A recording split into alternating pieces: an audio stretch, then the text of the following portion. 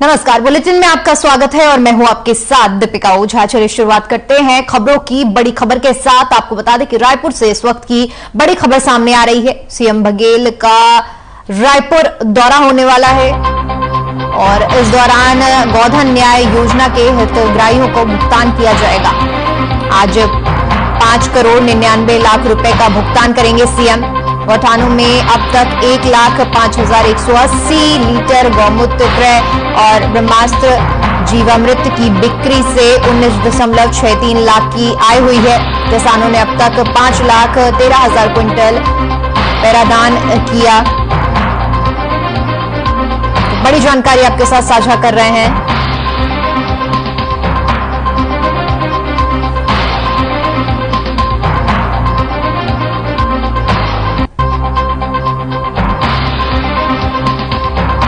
CM Baghel का रायपुर दौरा और इस दौरे में हितग्राहियों को गौधन का और इसके साथ ही साथ बताते चले कि गौठानों में अब तक 1 लाख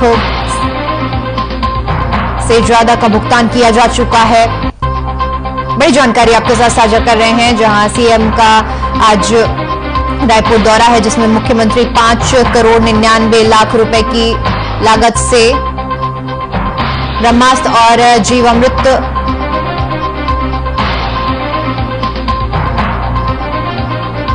गोधन न्याय योजना के हितग्राहियों का भुगतान करेंगे। इसके साथ ही साथ 5 करोड़ 99 लाख रुपए का भुगतान होगा।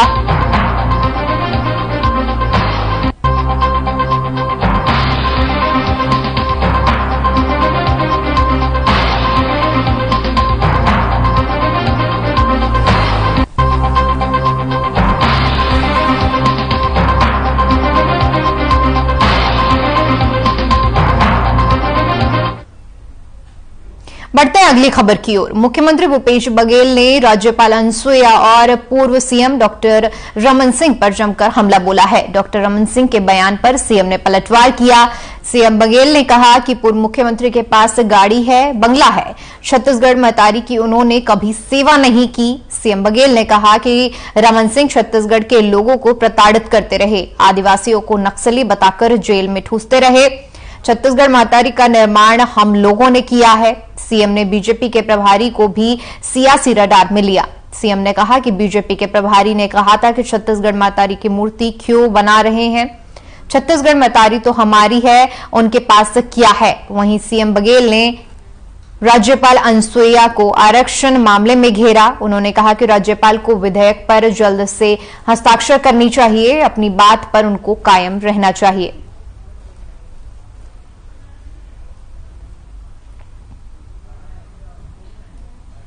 और साथ ही उसी प्रकार से पिछड़े वर्ग के हमारे लिए एक महत्वपूर्ण दिन है, पूरे छत्तीसगढ़ के लिए, मानवता के लिए जो संदेश बाबा गुरु घासीदास जी ने दिया है वो हमारे लिए बहुत ही महत्वपूर्ण है। और ये पूरा जो पखवाड़ा है वो गुरु पर्व पखवाड़ा के रूप में हम सब मनाएंगे। मैं इस अवसर पर पूरे प्रदेशवासियों को बधाई देता हूँ, शुभकामना देता हूँ। आज पेंशनबाड़ा छात्रावास में कार्यक्रम हुआ और इसमें आज कल मैंने बहुत सारी घोषणाएं की थी, शिलान्यास और लोकार्पण मैंने किया। और आज संभागीय मुख्यालय में अनुसूचित जाति के छात्रों के लिए हॉस्टल निर्माण किया जाएगा और अनुसूचित जाति के छात्रों के लिए पृथक से प्रयास स्कूल खोला जाएगा। इसी प्रकार से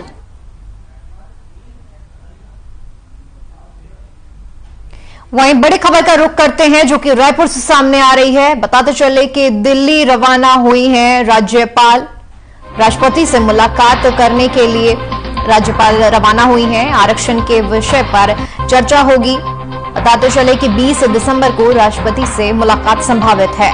तो बड़ी जानकारी आपके साथ साझा कर रहे हैं। राष्ट्रपति से मुलाकात करने के लिए राज्यपाल रवाना हो चुकी हैं।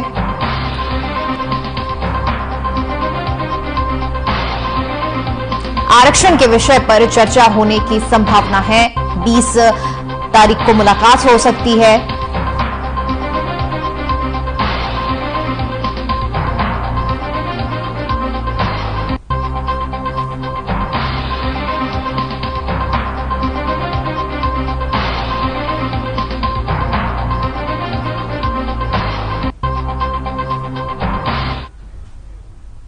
वहीं बीजापुर में गौरव दिवस के अवसर पर सभी गौठानों, धान उपार्जन केंद्र समेत नगरीय निकाय में गौरव दिवस का आयोजन हुआ, जिसमें कलेक्टर राजेंद्र कुमार के मार्गदर्शन में जनसंपर्क विभाग की ओर से भैरमगढ़ ब्लॉक के पुसनार गौठान और बीजापुर ब्लॉक के धान उपार्जन केंद्र में नामेड़ में प्रदर्शनी का शिविर लगाया गया, जिसमें लोगों को शासन की विभिन्न जन कल्याणकारी योजनाओं के बारे में जानकारी दी गई।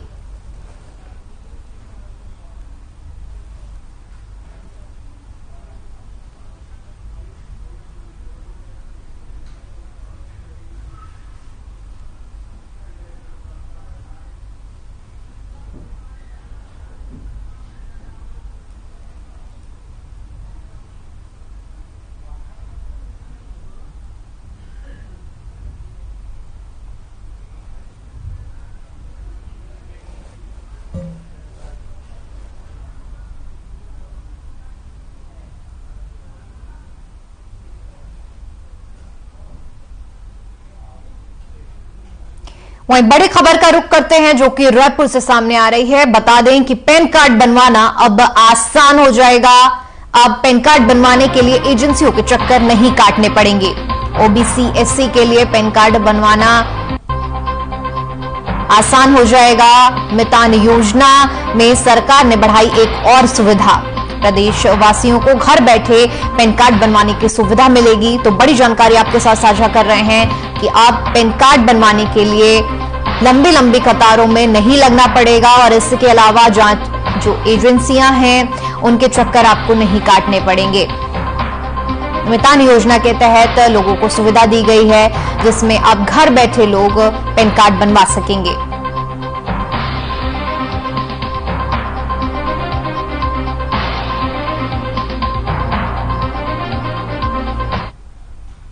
वहीं बीजापुर जिले के इंद्रावती टाइगर रिजर्व में 6 वन भैंसों का झुंड हाल ही में देखा गया। इंद्रावती टाइगर रिजर्व प्रबंधन की ओर से छत्तीसगढ़ के राजकीय पशु वन भैंसा की जनसंख्या बढ़ोतरी हो रही है, जिसको लेकर संरक्षण एवं संवर्धन के लिए लगातार प्रयास किए जा रहे हैं। उप निदेशक इंद्रावती टाइगर रिजर्व धमशील ने बताया कि वन भैंसों के संरक्षण के लिए पेट्रोलिंग गार्ड और ग्रामीणों के साथ मिलकर निगरानी की जा रही है, ताकि इनका संरक्षण किया जा सके।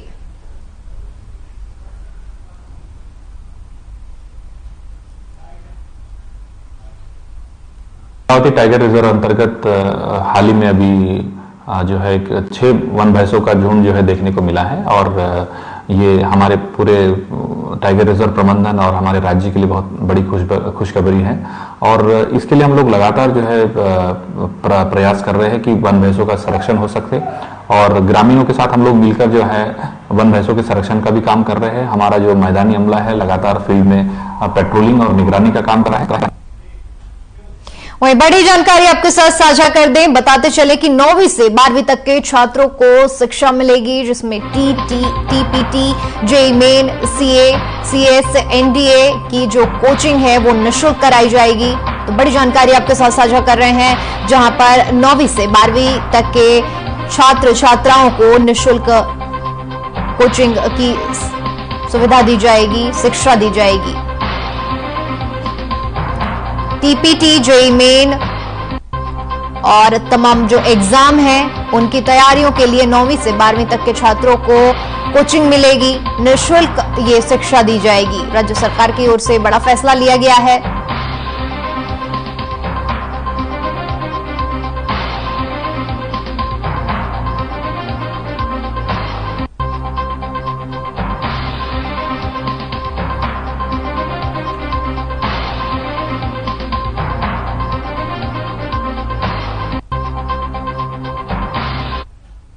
वहीं अगली खबर बीजापुर से है, जहां जिला शिक्षा अधिकारी बीआर बघेल ने उच्च स्तर माध्यमिक विद्यालय बालक शाला और पोटा केबिन बदेरे का औचक निरीक्षण किया और इस दौरान समस्त शिक्षकों और आश्रम अधीक्षक को पठन पाठन के आवश्यक दिशा निर्देश दिए। उन्होंने बच्चों को लर्निंग लेवल भी चेक किया, जहां उन्होंने कहा कि केवल शिक्षा ही हमें बेहतर जीवन प्रदान कर सकती है।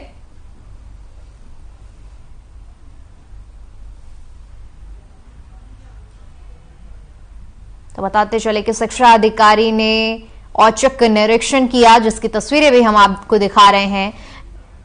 इस दौरान उन्होंने बच्चों से उनके लर्निंग लेवल पर कुछ बातचीत की, जिसमें उन्होंने साफ तौर पर यही कहा कि बच्चों को पढ़ाई पर हमें ध्यान देना चाहिए, इसी से विकास हो सकता है। निरीक्षण के दौरान की हम आपको तस्वीरें दिखा रहे हैं।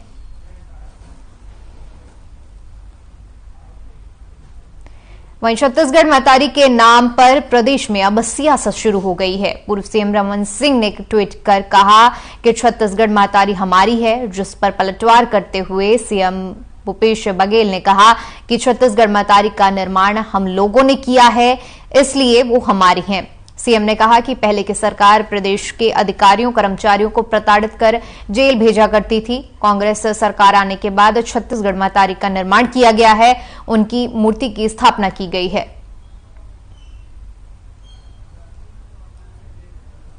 तो छत्तीसगढ़ में अब छत्तीसगढ़ महतारी के नाम पर सियासत देखने को मिल रही है। पूर्व सीएम की तरफ से ये दावा किया गया है कि छत्तीसगढ़ महतारी उनकी है, तो वहीं मुख्यमंत्री भूपेश बघेल का कहना है कि उनके कार्यकाल में प्रतिमा का निर्माण किया गया है और भारतीय जनता पार्टी के राज में लोगों पर अत्याचार किया जाता था। छात्रों के लिए हॉस्टल निर्माण किया जाएगा और छात्रों के लिए अलग से प्रयास स्कूल खोला जाएगा। उसी प्रकार से पिछड़े वर्ग के छात्रों के लिए संभागीय मुख्यालयों में हॉस्टल निर्माण किया जाएगा और पिछड़े वर्ग के छात्रों के लिए अलग से प्रयास स्कूल खोला जाएगा। और साथ ही यहाँ छात्रावास में ई लाइब्रेरी नगर निगम की तरफ से 50 लाख का निर्माण कराया जाए। वहीं मुख्यमंत्री भूपेश बघेल ने युवा नेता तरुण सिन्हा के 2023 के कैलेंडर का शुभारंभ किया। इस दौरान तरुण सिन्हा ने सरकार की सफलता के 4 साल की बधाई और शुभकामनाएं दी। सिन्हा ने कहा कि इसी तरह सीएम का आशीर्वाद छत्तीसगढ़ वासियों पर हमेशा बना रहे। साथ ही उन्होंने बताया कि 2023 के कैलेंडर में भगवान महाकाल और 12 ज्योतिर्लिंगों की तस्वीरें देखकर सीएम ने कैलेंडर की खूब तारीफ की है। साथ ही नववर्ष की अग्रिम बधाई दी।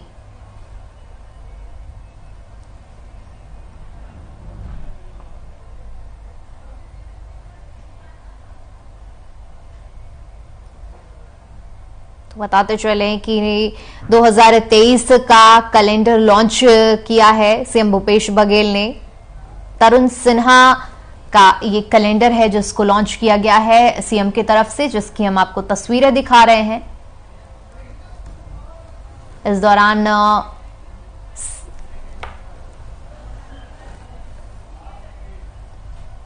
वहीं प्रदेश में कांग्रेस की सरकार के 4 साल पूरे होने को लेकर कैबिनेट मंत्री और सरकार के प्रवक्ता रविंद्र चौबे ने सरकार की 4 साल की उपलब्धियां गिनाई। इस दौरान रविंद्र चौबे ने कहा कि हमारी सरकार अविश्वसनीय विश्वसनीयता का सबसे बड़ा उदाहरण है। 4 साल के कार्यकाल में जनता का भरोसा हमारे लिए सबसे बड़ी उपलब्धि है। राज्य और केंद्र के लगातार टकराव के बाद भी पीएम ने नीति आयोग की बैठक में हमारी सरकार के कामों की सर्वाधिक प्रशंसा की। ये हमारी दूसरी सबसे बड़ी उपलब्धि है। रविंद्र चौबे ने कहा कि छत्तीसगढ़ की पहचान लाल आतंक की बन गई थी।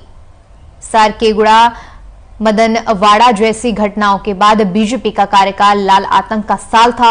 हमारी सरकार के आने के बाद तस्वीर बदली। अर्थव्यवस्था से लेकर रोजगार तक हमने काम किया। अब लाल आतंक की पहचान बदल गई है। बीजेपी हमारी योजनाओं की आलोचना करती है, लेकिन केंद्र की सरकार ने हमारी सारी योजनाओं को पुरस्कार दिया है। हर महीने हमारी योजना को राष्ट्रीय पुरस्कार मिलता है। वहीं राजभवन से आरक्षण विधेयक पास में हो रहा एक दिन की देरी हमारे प्रदेश के युवाओं को अवसर से दूर कर रही है।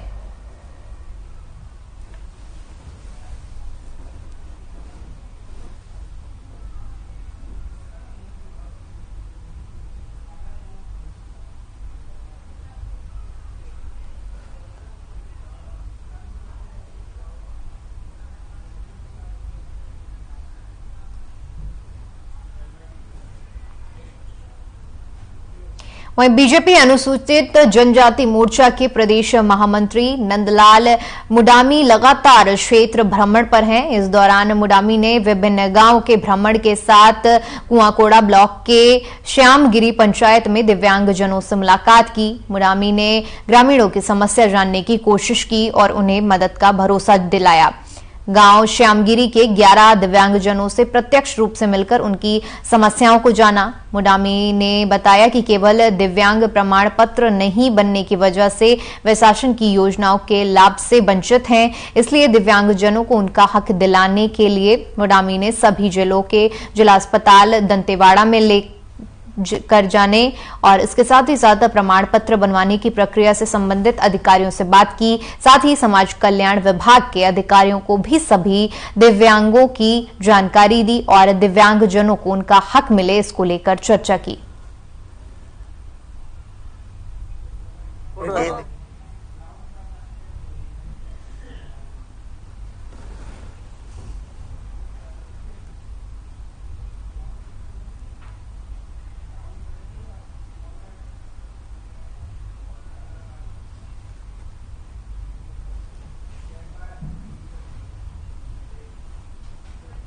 वहीं नगरी में भीषण सड़क हादसा हो गया जिसमें महिला की मौके पर ही मौत हो गई।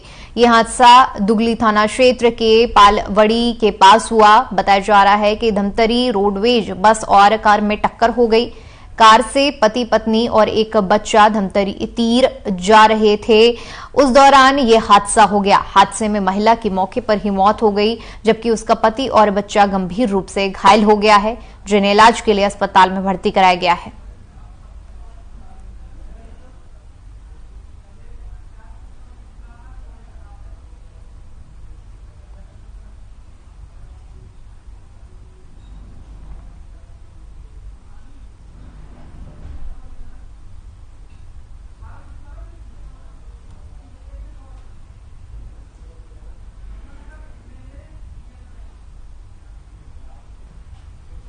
रायपुर के करमरी गांव तहसील वीसीडी की प्राइमरी क्लास के छात्रों को नंगे पांव स्कूल जाता देख आईपीएस अक्षय कुमार ने उनसे मुलाकात कर जूते वितरित किए। जूते मिलने के बाद बच्चों के चेहरे खिल उठे। बच्चों के अभिभावकों के चेहरे पर भी खुशी देखने को मिली। सभी ने आईपीएस अक्षय कुमार का धन्यवाद किया। इस मौके पर एसपी के साथ एसडीओपी अर्जुन और अंबागढ़ थाना प्रभारी और प्रिंसिपल समेत ग्रामवासी और ग्राम सरपंच उपस्थित रहे।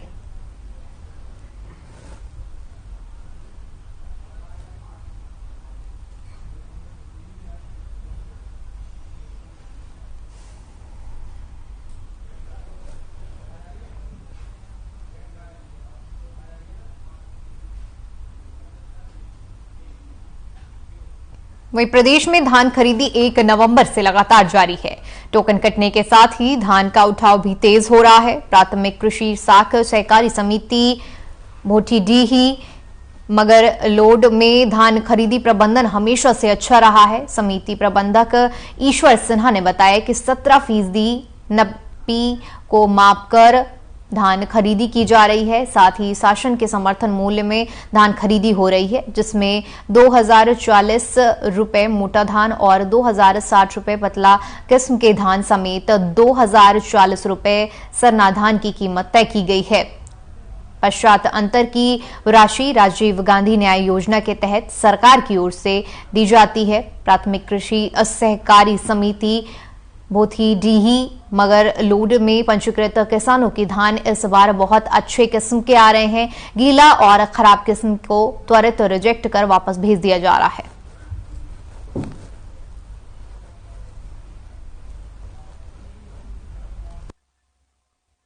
का है यहाँ किसान हार्वेस्टर में लेते हैं सर जी, और किसी किसान का ऊंच नीच जैसा गीला है सूखा है 18-20 होता रहता है।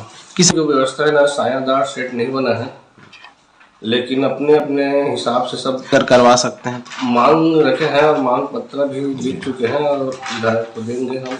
ईश्वर लाल सिन्हा, प्राथमिक कृषि साख सहकारी समिति भोथीडीही, पंजीयन क्रमांक 267, समिति प्रबंधक। पंजीकृत किसानों की संख्या 1876। सर अभी तक धान खरीदी 1019 कृषकों का कर चुके हैं और जिसमें हम लोग धान खरीदी टोटल कर चुके हैं 31,408 क्विंटल 40 किलो, जिसमें 16,453 क्विंटल मोटा का हुआ है और 6,675 क्विंटल 20 किलो पतले का और 8,270 क्विंटल 80 किलो। कुरुद में सहायक समिति प्रबंधक बलदेव शाहू ने बताया कि 70% नमी को मापकर धान की खरीदी की जा रही है, जिसमें 2,040 रुपए मोटा धान और 2,060 रुपए पतले किस्म के धान समेत 2,040 रुपए सरना धान की कीमत तय की गई है। वहीं पश्चात अंतर की राशि राजीव गांधी न्याय योजना के तहत सरकार की ओर से दी जाती है। बलदेव शाहू ने कहा कि प्रदेश सरकार ने किसान हित को ध्यान में रखते हुए विशेष पहल की है, जिसमें समर्थन मूल्य में धान खरीदी प्रथम है। सहकारी कृषि समितियों में धान खरीदी गाइडलाइन के अनुसार 1 नवंबर से धान खरीदी शुरू हुई है। वहीं प्राथमिक कृषि सहकारी समिति बोडरा धान खरीदी में हमेशा अव्वल रहा है।